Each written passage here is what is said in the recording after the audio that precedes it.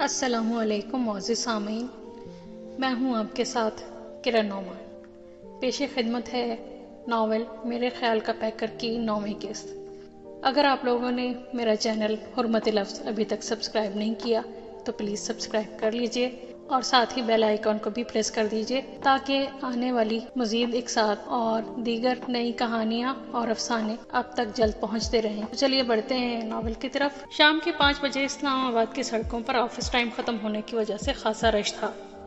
Abbott آباد سے آتے آتے میجر جہاں زیب کو خاصا ٹائم ہو گیا تھا۔ ان کی گاڑی پارکنگ میں آ کر رکی ہی تھی کہ فون بج اٹھا۔ ایمل کی کال دیکھ کر وہ چونک اٹھے۔ ہیلو۔ وعلیکم السلام۔ I am fine thanks. ہاں کیوں نہیں، ویسے سب خیریت ہے نا؟ ٹھیک ہے، میں 2 منٹ تک آتا ہوں۔ جیسے ہی دروازے پر دستک ہوئی اس نے جلدی جلدی تمام فالتو چیزیں ٹیبل سے سمیٹ لیں اور دوپٹہ ٹھیک کرتی ہوئی دروازے تک آئی۔ آئیے پلیز، اس نے مسکراتے ہوئے میجر صاحب کا استقبال کیا۔ شکریہ۔ اندر آتے ہی ان کی نظر سینٹر ٹیبل پر پڑی تو وہ حیرانگی سے پلٹے۔ یہ سب کیا ہے بھائی؟ ٹیبل پر کیک، گلاب کے پھول اور ایک بہت خوبصورت ہارٹ شیپ پنک کارڈ رکھا ہوا تھا۔ آج میرا برتھ ڈے ہے۔ اس نے انہیں بیٹھنے کا اشارہ کیا۔ Many happy birth day. ویسے یہ کوئی اچھی بات نہیں، تم پہلے بتا دیتی تو میں تمہارے لیے کوئی گفٹ لے کر آتا۔ آپ کا آنا ہی میرے لیے سب سے بڑا گفٹ ہے۔ اس کی بات پر میجر صاحب چند لمحے چپ کے چپ رہ گئے۔ ایمل نے کیک کا پیس کاٹ کر سلیقے سے پلیٹ میں رکھ کر میجر صاحب کی طرف بڑھایا۔ ارے بھائی، میری کمپنی میں تم کہاں انجوائے کرو گی؟ بہتر تھا تم کاشان کو بلا لیتی۔ نہیں، مجھے صرف آپ کو ہی بلانا تھا۔ ایمل کے ہونٹوں پر دل فریب مسکراہٹ تھی۔ وہ اس کی بات اور مسکراہٹ پر کچھ الجھ سے گئے۔ کیوں؟ صرف مجھے ہی کیوں؟ کیونکہ میرے پاس آپ کے لیے کچھ ہے۔ اس نے کارڈ کی طرف اشارہ کیا۔ انہوں نے پلیٹ ٹیبل پر رکھ کر کارڈ اٹھا لیا۔ اندر جو کچھ لکھا تھا وہ ان کے ہوش اڑا دینے کے لیے کافی تھا۔ ساتھی میرے بن جاؤ وفادار اگر تم، 100 بار میں جا دوں کہو ایک بار اگر تم، ہو جائے گی معلوم تمہیں ساری حقیقت، پڑھ لو میرے لکھے ہوئے اشعار اگر تم، میں راہ مصائب میں بھی 100 بار چلوں گا، بن کر میرے ساتھ ہی چلو ہر بار اگر تم، ہو جائے گی تعمیر نئی راہ محبت، مزدور بنوں گا ہوئے معمار اگر تم۔ خوبصورت اشعار میں ڈھلی اس کے دل کی بات پڑھ کر میجر صاحب نے حیرت اور بے یقینی سے ایمل کی طرف نگاہ اٹھائی۔ اس کی نگاہیں حیا کے بار سے جھکی ہوئی تھیں۔ ایمل، یہ سب کیا ہے؟ انہیں اپنی ہی آواز بہت دور سے آتی سنائی دی۔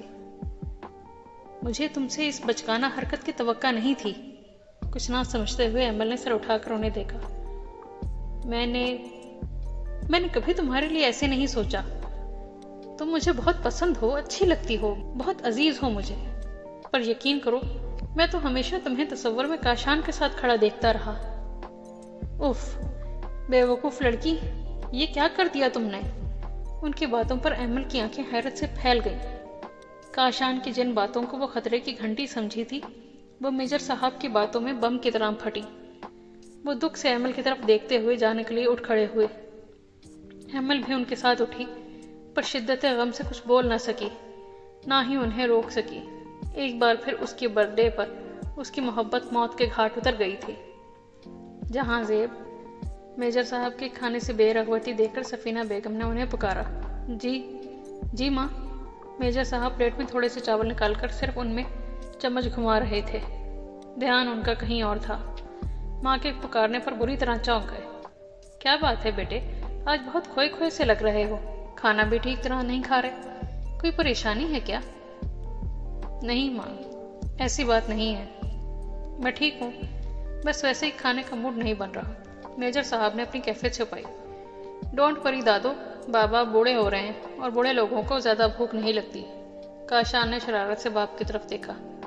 چل ہٹ کمینے، ابھی تو میں بوڑھی نہیں ہوئی تو پھر میرا اتنا خوبرو بیٹا کیسے بوڑھا ہو جائے گا؟ سفینہ بیگم نے تنک کر پوتے کو جواب دیا۔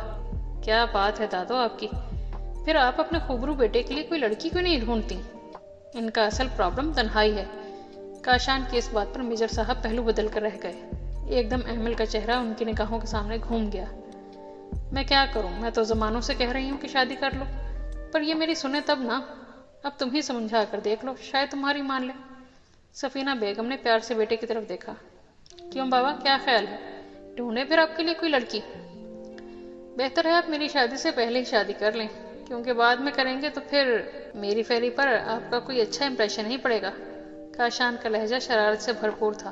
Stop it, leave this topic. Major صاحب جھٹکے سے اٹھے اور غصے میں کہتے ہوئے چلے گئے۔ کھانے کی میز پر بیٹھے دادی پوتا نے ایک دوسرے کی شکل دیکھی اور آہستہ سے اپنی اپنی پلیٹوں پر جھک گئے۔ دونوں کے لیے میجر صاحب کا رویہ مبہم تھا۔ آج سے پہلے وہ کبھی ماں بیٹے کے ساتھ اس موضوع پر تلخ نہیں ہوئے تھے۔ ایمل کے سامنے اس کی دنیا اندھیر ہو چکی تھی۔ میجر صاحب کے جانے کے بعد سے وہ سخت اذیت اور تکلیف میں تھی۔ اس کی سمجھ میں نہیں آ رہا تھا کہ اس کے ساتھ ہوا کیا۔ اس کے دکھ سمیٹنے والا شخص اس کے نازک جذبوں کو یوں کرچی کرچی کر جائے گا وہ سوچ بھی نہیں سکتی تھی۔ نارسائی کا کرب اور محبت میں ناکامی کی اذیت اس کے وجود میں اتر گئی۔ صبح تک رو رو کر اس کی آنکھیں سوج چکی تھیں۔ جس وقت شہرین کا فون آیا وہ تیز بخار میں پھنک رہی تھی۔ 7ویں 8ویں گھنٹی پر اس نے فون اٹھایا۔ شہرین، پلیز یہاں آ جاؤ، یہ کہہ کر ایمل پھوٹ پھوٹ کر رو دی۔ ایمل، ایمل کیا ہوا ہے؟ تم ٹھیک تو ہو؟ اچھا رو نہیں، میں آ رہی ہوں، تم گھبراؤ نہیں، بس میں ابھی آ رہی ہوں۔ ایمل کے رونے پر شہرین گھبرا گئی اور اس کے پیچھے کھڑی رخسانہ آنٹی بھی، اور پھر کچھ ہی دیر میں دونوں ایمل کے پاس پہنچ گئی۔ جہاں زیب، میں کل سے دیکھ رہی ہوں بیٹے کہ تم پریشان ہو۔ تمہاری آنکھوں کی سرخی بتا رہی ہے کہ کوئی بات ایسی ہے جو تمہیں پریشان کر رہی ہے۔ اب کیا ماں کو بھی نہیں بتاؤ گے؟ سفینہ بیگم نے میجر صاحب کے کندھے پر ہاتھ رکھا۔ وہ ان کے کمرے میں انہیں چائے کے لیے بلانے آئی تھی۔ کیا بتاؤں ماں آپ کو، کچھ بھی نہیں ہے۔ ان کی نظریں دور خلاؤں میں کچھ ڈھونڈ رہی تھیں۔ نہیں بیٹے، کچھ تو ہے۔ اب اگر تم بتانا نہ چاہو تو یہ اور بات ہے۔ آپ جانتی ہیں ماں کہ میں آپ سے کچھ نہیں چھپا سکتا۔ بات یہ ہے کہ، اور پھر انہوں نے سب کچھ سفینہ بیگم کو بتا دیا۔ کچھ دیر ماں بیٹے کے درمیان خاموشی حائل رہی۔ پھر سفینہ بیگم نے میجر صاحب کو دیکھتے ہوئے پوچھا، تمہیں کیا لگتا ہے جہاں زیب، تم نے ایمل کے ساتھ صحیح کیا؟ میں سمجھا نہیں ہوں۔ بیٹے، وہ تو پہلے ہی محبت میں دکھ اٹھائے ہوئے تھی، تم اس کے دکھوں میں اور اضافہ کر رہے۔ سفینہ بیگم کو ایمل کا دکھ اپنے دل میں محسوس ہو رہا تھا۔ اس بات کا مجھے بھی افسوس ہے ماں، پر آپ ہی بتائیں میں کیا کرتا۔ وہاں ایک انتہائی آڈ سچویشن تھی میرے لیے، اور پھر میرا اور اس کا کیا جوڑ بنتا ہے؟ جوڑ بنانے والی ذات تو میرے رب کی ہے بیٹے۔ ہماری غلطی یہ ہے کہ ہم خود ساختہ جوڑے اپنے ذہنوں میں بنا کر حقیقت میں ان کے ہونے پر اصرار کرتے ہیں۔ تم نے کیوں سوچ لیا کہ تم جو کاشان کے ساتھ اسے تصور میں کھڑا دیکھ رہے ہو تو حقیقت میں بھی وہ اس کا ساتھ قبول کرے گی؟ وہ ایک جیتی جاگتی انسان ہے جہاں زیب، اس کے بھی جذبات ہیں، پسند ناپسند کا حق اسے بھی حاصل ہے۔ تم نے ایک دفعہ بھی جاننے کی کوشش کی کہ اس کے دل پر کیا گزری ہوگی؟ میجر صاحب نے کچھ شرمندہ ہو کر سر جھکا لیا۔ ایمل کی جسمانی حالت کافی حد تک سنبھل چکی تھی، مگر اس کی ذہنی حالت ابھی بھی خاصی ابتر تھی۔ اقبال صاحب، رخسانہ آنٹی اور شہرین تینوں اس کے لیے فکر مند تھے۔ شہرین اسے پوچھ پوچھ کر تھک گئی تھی، پر اس نے جو چپ کا روزہ رکھا تھا وہ ٹوٹنے کا نام نہیں لے رہا تھا۔ ایک بار محبت میں ناکامی کا منہ دیکھنے کے بعد اسے کسی اور طرف دیکھنا ہی نہیں چاہیے تھا۔ زندگی ایک بار پھر اس کے ساتھ مذاق کر چکی تھی۔ اب دور دور تک اس کے سامنے اندھیرا ہی اندھیرا تھا۔ ایسے میں اس نے اپنے لیے ایک فیصلہ کیا اور اقبال صاحب کے پاس آ گئی۔ وہ اپنے بیڈ روم میں آفس جانے کے لیے تیار ہو رہے تھے۔ کمرے کا دروازہ کھلا تھا۔ آؤ بیٹا، ٹھیک ہو؟ اب طبیعت کیسی ہے؟ انہوں نے اسے دیکھ کر پیار سے پوچھا۔ میں ٹھیک ہوں انکل، مجھے آپ سے ایک ضروری بات کرنی تھی۔ ہاں کہو، بلکہ پہلے تم ایسا کرو، بیٹھ جاؤ، پھر آرام سے بات کرتے ہیں۔ انہوں نے اس کی طبیعت کو پیش نظر رکھتے ہوئے صوفے کی طرف اشارہ کیا۔ انکل، میں واپس جانا چاہتی ہوں، تھوڑی طبیعت اور سنبھل جائے تو چلی جانا، ابھی کچھ دن اور ہمارے پاس رہ کر آرام کر لو۔ انکل، میں مارگلا ٹاور جانے کی بات نہیں کر رہی ہوں، میں نیو یارک واپس جانا چاہتی ہوں۔ اس نے دونوں ہاتھوں کی انگلیاں ایک دوسرے میں پھنساتے ہوئے کہا۔ واٹ؟ یہ تم کیا کہہ رہی ہو بیٹا؟ ایمل کی بات سن کر انہیں شدید حیرت ہوئی تھی۔ وہاں جا کر تم کیا کرو گے؟ اور اب ہے ہی کون وہاں پر؟ یہ ٹھیک ہے انکل کہ اب میرا وہاں پر کوئی نہیں، پر میرا گھر ہے، پاپا کے اسٹور ہے، میں اب اپنی پراپرٹی خود سنبھالوں گی۔